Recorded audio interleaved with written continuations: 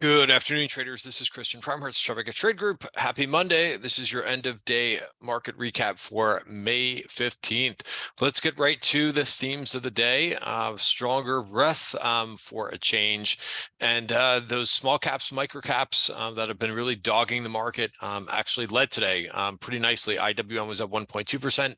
And IWC, the microcap ETF, was also up 1.2% for the day. Risk disclaimer, by the way, is in front of you. Everything that we're talking about in this video is for information purposes only, not giving out any advice or recommendations. So what we will do in this video is, of course, I will go over the first couple of minutes, just what happened in the indices, what the trend is, what they're looking like on multiple time frames, and then we will talk about some of the movers and what I did for the day, and where I think that there's some interesting setups. I'll also review a little bit of option activity and so forth, and which we do every day, just to kind of note where the momentum is, where some of the speculation is happening with some of the what some institutions are doing.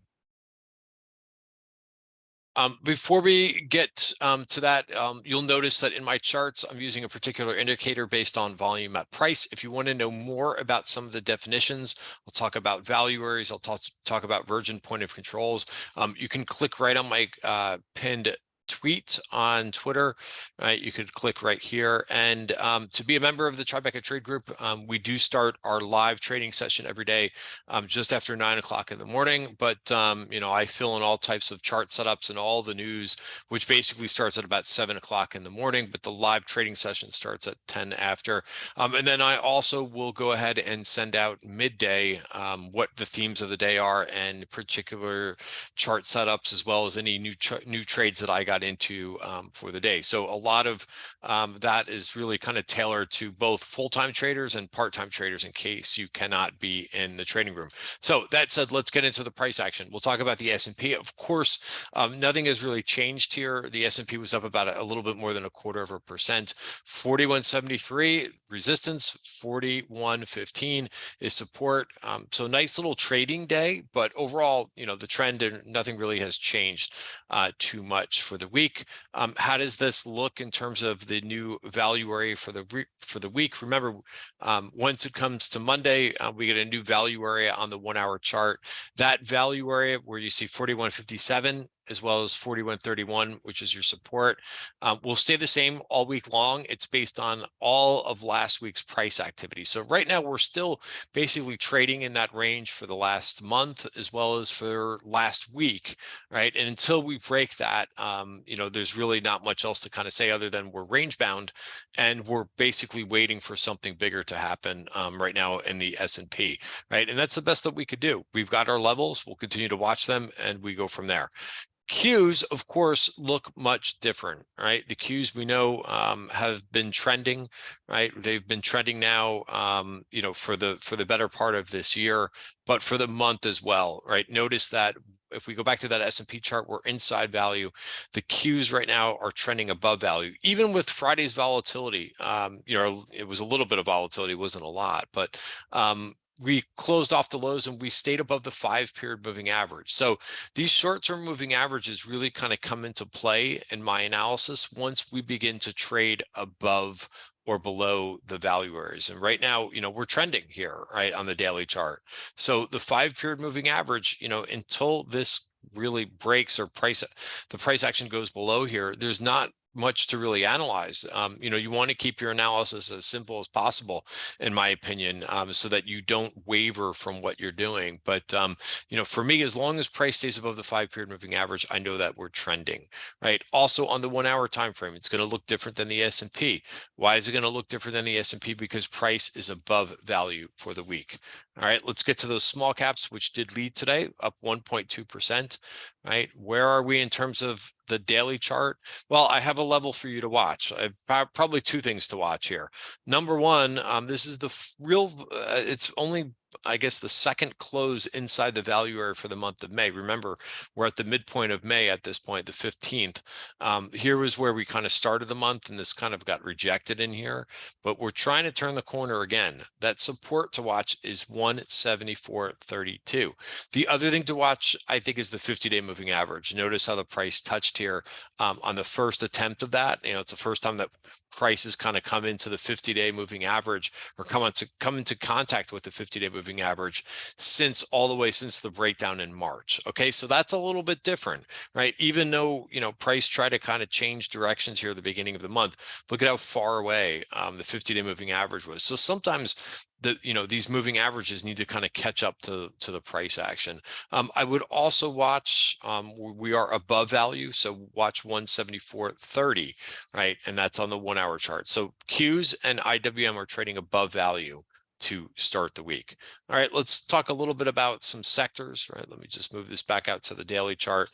What I thought was particularly interesting today was, if you look at the performers for the Qs, bring that up right in here. Oops, wrong page. For the Qs, you could see that what was absent, right, that you've heard so much about over the last couple months, right? Oh, it's only 4 stocks, right, that are actually participating, right? Those four or five stocks were not in today's performance as well, at all. Team actually was the best performer in the Qs. That was up 7.6%. You had Zscaler up 5.5%. And then you start to see, some Chinese internet names in here. JD.com was up 6.7%, right? Again, they're not going to influence, like a JD.com is not going to influence the Qs that much. Why? Because it's not a very big weight. So it can't do it mathematically. But still, these are what the biggest performers were. I want to talk a little bit about the semiconductors, because I'm a fan of when the semiconductors do outperform as they did today. And you could see that there's quite a bunch of those semiconductors that were in the top 20 performers. Let's talk about the one that I traded today. Well, let's talk about the ETF first. Here's the SMH ETF, right? This did regain, again, it's just basically been going sideways. A lot of names you've had to have some patience, right? And a decent amount of patience, depending on what names that are on your watch list, what names you're watching. So SMH had a nice day today, up 2.6%. Lam Research, this was a name that watched, and you've just had to basically watch, right, and be patient with this. This closed on its high today, up 5%. Ultimately, I'm looking for this to go to 567 in the short term. Again, what attracted us to this name is the weekly chart, right? This looks like, and again, it's only Monday, so this is a weekly bar. We still have 4 days to go, but this is a nice move so far out of this year's value, or something it has not been able to do so far this year. And there's another virgin point of control that you could target for a more longer term trade, but that would be 597, right? And then if you kind of go through this group, one name I've been watching too is Analog Devices, right? It's, again, hasn't been really doing anything that bad. It's just been kind of hanging out here at the bottom of value. Had a nice day today. Maybe this can begin to kind of restart to kind of move back to the upside after retaking those short-term moving averages. Another one that we saw call activity on Friday was Broadcom, a ticker symbol AVGO, that moved above its value area. Again, notice all the consolidation here for the last couple months. That's not a bad thing in my opinion. Consolidating, going sideways after a big move. It's kind of what markets do sometimes, right? And it can be very nice once the trend resumes, which it looks like Broadcom is trying to do. 634 could be your stop in this trade if you like that. Also, if you go, we can go through a whole bunch of these, but they all seem to kind of wake up a bit. ACLS, which is a smaller cap name, also did pretty well today. NVIDIA, which you may have heard of this one, I'm joking, but again, last week, just digestion, right? Shaking some of those weekends out of the market a little bit, getting a little bit boring. Starting to hear that term more and more, especially when you look at the S&P chart, boring, right? I mean, this market puts you to sleep a little bit. It frustrates you, right? And now it's trying to resolve higher, so not bad. I could go through like 5 or 6 other semis charts, but I'll stop there. Let me go through and talk about a couple other names. TGLS, this is one I traded on Friday. Unfortunately, I did not hold on to it just from a risk perspective, but this made a really nice move today. IoT, which is another name that's kind of gotten forgotten a little bit. Real strong day today, up 6.7%, regains those moving averages. AI, the CEO was on CNBC. They released preliminary results. The stock popped on that, was actually up pretty nicely. You know, keep in mind, it's about a $20 stock, but moved up today up to $24, up 23%. So really nice move back into that one. Some of the, oops, this is, whoa, that's nice. That's not, I don't think that's from today.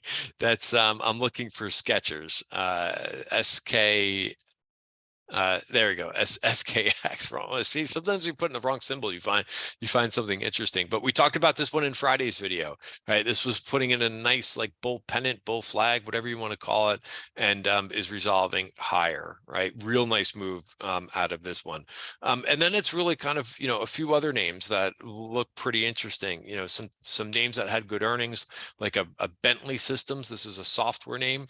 You know, just kind of fell back into the 5-period moving average, gave you a nice hammer bar on Friday and moved back to the upside. A name that was interesting today, I'm just going to go through a couple more names here, was Palo Alto today, right? This name was down 3% today, but what I like when we see a name that's down like this, there is a decent amount of call positioning, call buying in this name. So there was some buy the dip that was going on there.